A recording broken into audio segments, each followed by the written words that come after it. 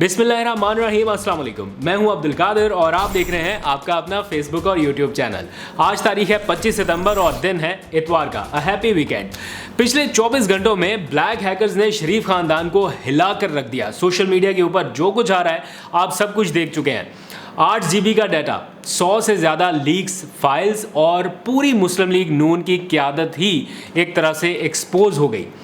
अभी तो सिर्फ 8 GB में से चंद MBs का डाटा लीक हुआ है। 8 GB मतलब 1 GB में 1000 MB, तो 8000 MB का डाटा है, उसमें से तो सिर्फ चंद 100 MB ही अभी डाटा बाहर आया है। मज़ीद क्या आ सकता है, कौन कौन फंस सकता है, ये कॉल्स, ये डाटा, ये अनसेंसर्ड गुफ्तगू पूरी नून लीग को बहुत देर तक हॉन्ट करने वाली है, क्योंकि अवाम में एक तासुर चला गया है कि दामाद का ग्रिड स्टेशन और प्लांट भारत से आ रहा है और यहाँ अवाम को पैनाडोल की गोली भी बंद की हुई है और गोलियाँ बहुत सारी आ रही हैं, लेकिन यहाँ तो पैनाडोल की गोली नहीं मिल रही और अपने दामाद का प्लांट भी बाहर से।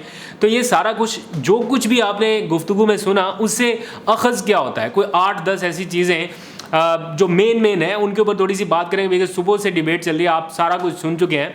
लेकिन सुनने में तो ये भी आ रहा है कि मज़ीद लीक्स रुकवाने के लिए कोशिशें तेज़ कर दी गई हैं, भागदौड़ हो रही है और इस बड़ी गेम में अरबों का जुआ लग चुका है एक तरह से।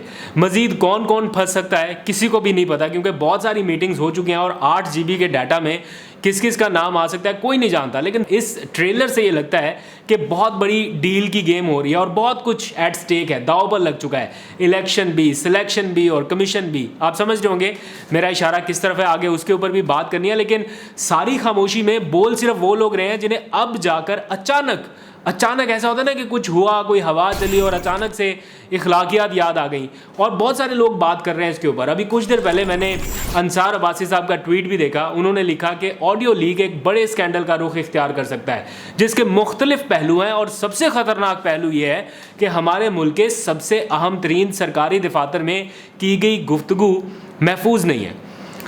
मैं उनकी इस बात से 100% इत्तफाक करता हूँ, लेकिन बहुत ही एहतराम से, बसद एहतराम से उनसे कुछ अर्ज़ करना चाहता हूँ, क्योंकि वो मुझसे बहुत बड़े हैं, उम्र में भी बड़े हैं, तजर्बे से भी हर लिहाज से सीनियर हैं।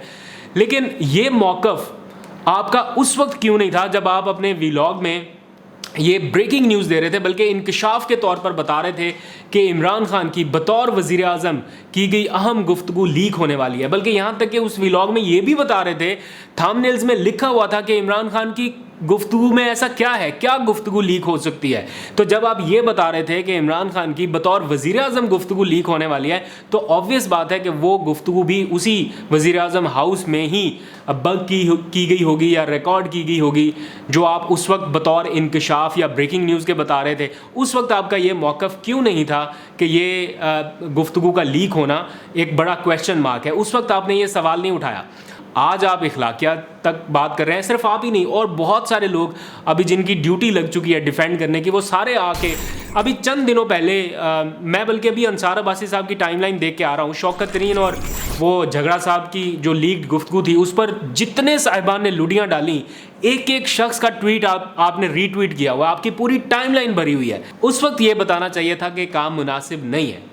और भी बहुत सारे लोग हैं जो उस वक्त जो लीक होने वाली गुफ्तगू थी उसको इंकशाफ के तौर पर, सनसनी के तौर पर फैला रहे थे, कोई भी बात नहीं कर रहा था इखलाकियात की। आज सारे जो बड़े बड़े सहाफ़ी हैं वो लेक्चरार बने हुए हैं और आवाम को बता रहे हैं कि इखलाकियात क्या है। खैर, इस लीक्ड गुफ्तगू के ऊपर काफ़ी बहस हो चुकी है, लेकिन इससे साबित क्या हुआ वो डिस्कस करना बड़ा ज़रूरी है। कुछ 8-10 मेन पॉइंट है। पहला पॉइंट तो सब बहुत ऑब्वियस है ना कि शरीफ ख़ानदान का पावर के ज़रिए अपने कारोबार को फ़रोग देना ये हमेशा से उनकी तरजीह रही है। मतलब ऐसी सास के दामाद के आधे प्लांट के लिए 2 मुल्कों की जो बंद तिजारत थी उसके ऊपर पाबंदी उठवाने जा रहे थे लोग, और किस बेस पर ये पाबंदी लगी थी उसका भी लिहाज या ख्याल एक तरह से नहीं आ रहा था। जहाँ पर अपने ज़ाती कारोबार का मामला है वहाँ पर हर चीज़ के ऊपर कंप्रोमाइज़ हो सकता है।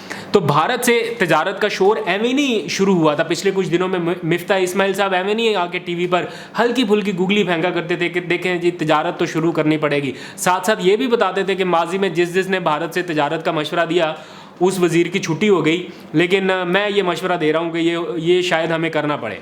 खैर, एक अगला पॉइंट, चीफ इलेक्शन कमिश्नर ने नून लीग की मनसूबाबंदी के तहत फैसले सादर फरमाए। ये भी अब इन ऑडियो से साबित हो रहा है कि किस तरह इमरान खान साहब के खिलाफ या जो कुछ भी इलेक्शन कमीशन के तहत हो रहा था उसमें कौन लोग इन्वॉल्व थे, कहाँ से ये ऑर्डर्स जा रहे थे, कैसे बताया जा रहा था कि किन लोगों के इस्तीफे मंजूर करने हैं, किन के नहीं। पीटीआई अरकान के इस्तीफों की मंजूरी स्पीकर के इख्तियार से नहीं, लंदन की मंजूरी से हुई थी। ये बात भी तय हो गई। मतलब हमें तो अदालत में भी ये जो मुअज़्ज़ज़ जजेस हैं वो रिमार्क्स दे रहे हैं ना कि जी हम मुदाखलत नहीं कर सकते क्योंकि ये स्पीकर का इख्तियार है।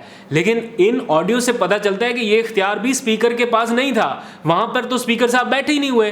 किसका इस्तीफ़ा कबूल करना है, किसका नहीं करना, इसकी अप्रूवल तो लंदन से ली जा रही थी। और लंदन में कौन बैठे हैं? मियाँ साहब। तो पाकिस्तान के फैसले वहाँ से एक शख्स कर रहा था।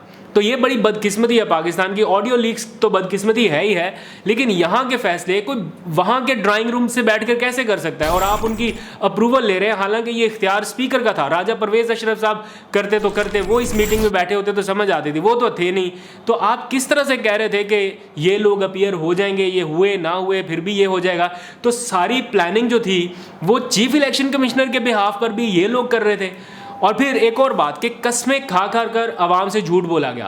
पेट्रोल की कीमत जब जब बढ़ती थी तो कस्में उठाकर कहते थे कि खुदा की कसम नवाज शरीफ का दिल दुखता है, हमारा दिल रोता है, शहबाज शरीफ का दिल रोता है।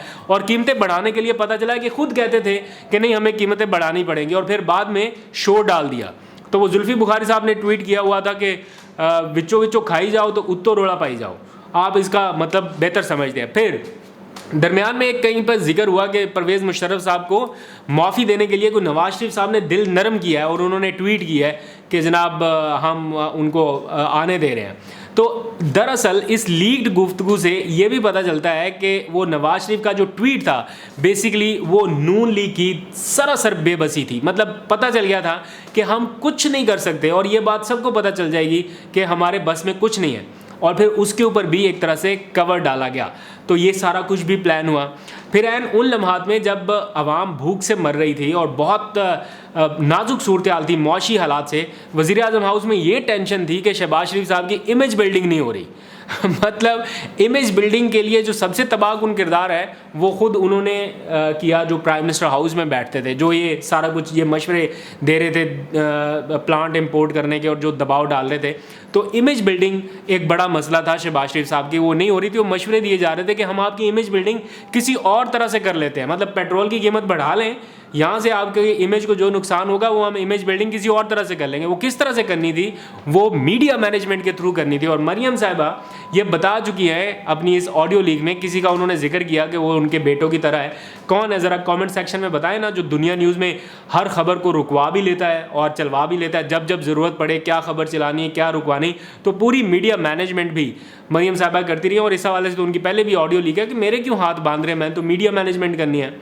तो इस सारे मामले में मेरी जो सारी हमदर्दियाँ हैं बेसिकली वो कोकोमो वाली सरकार के साथ है कि उस बेचारे के साथ बहुत जुल्म हुआ। वो खाम खा बेचारे बदनाम हो गए कि उन्होंने इतना बोझ भी लिया। वो जो प्रेस कॉन्फ्रेंस में आके एकदम से रो दिए थे ना फूट फूट कर, वो कोई सैलाब ज़दगान का या आवाम का कोई बराह रास्त इतना ज़्यादा दुख नहीं था उनको कि ये देखें जी सैलाब में आवाम के साथ क्या हो रहा है तो कोई इतना ही रो पड़े। ये उनको जो अपने साथ जुल्म हो रहा था वो अचानक से उसका असर लग रहा था, जो उनके साथ इतना कुछ हो रहा था। मतलब अपनी क़यादत ही एतबार करने के लिए तैयार नहीं है। उस बंदे ने अपनी इमेज को तबाह कर लिया आवाम की नज़रों में। और वज़ीर आज़म साहब भी कह रहे हैं कि इस शख्स ने डंडी मारी है, और मरियम साहबा भी कह रही हैं कि ये इसने क्या कर दिया, इसके ये कोई अच्छे काम नहीं कर रहा है, इसकी रिपोर्टें अच्छी नहीं आ रही। और सबसे आखिर में मौलाना फजलुर रहमान का थोड़ा सा जिक्र, उन्होंने इस ऑडियो लीक्स के ऊपर बहुत सख्त रिएक्शन दिया है और उन्होंने मशवरा दिया है नवाज शरीफ साहब को कि ऑडियो लीक्स मामले पर सख्त हाथ डालना चाहिए। अब सख्त हाथ और शहबाज शरीफ साहब, अब आप लोग बता सकते हैं कि शहबाज शरीफ साहब सख्त हाथ किस चीज़ पर डाल सकते हैं? तो शहबाज शरीफ साहब से उन्होंने कहा है कि आप इस मामले की तहकीकात करवाएं और पता चलाएं कि कैसे ये लीक हुई ऑडियो और कहाँ कहाँ पर गई। कड़ियाँ मिलाना तो बहुत आसान काम है, लेकिन the matter of fact is this, किसी की कोई तज़हीक करना मकसद नहीं है। The matter of fact is this कि ये अमल कल भी नाकाबिल कबूल था, आज भी नाकाबिल कबूल है। इस तरह की फ़ाइल्स हो सकता है कि इमरान खान साहब के हवाले से, क्योंकि उनकी भी कैबिनेट रही तो जगह तो सारी सेम ही थी, हो सकता है इमरान खान साहब की भी इस तरह की गुफ्तगुएँ लीक आउट हो जाएं। तो प्लानिंग अपनी करना या अपने लोगों से मशवरा करना या सियासी हिकमत अमली तय करना, ये मुस्लिम लीग नून का भी राइट है, पीटीआई का भी राइट है। जब उनकी ऑडियोज़ लीक हो रही थी तो उस वक्त लुटियाँ डालने की बजाय अगर ये मौक़िफ़ रखा जाता कि ये ठीक नहीं है तरीक़ाकार, इसके ऊपर उस वक्त रेजिस्टेंस होती तो आज लोग आपके साथ खड़े होते, आपकी साइड ले रहे होते।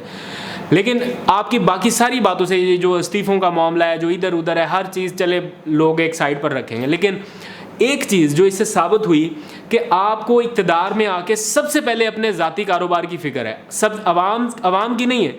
अगर होती तो आज अवाम के हालात थोड़े डिफरेंट होते। आपको अपनी टेंशन सबसे पहले है, अपने ख़ानदान की, अपने दामाद की, कि उसका प्लांट मंगवाना है और क्या क्या कुछ कराना है, किस किस को कहा होगा।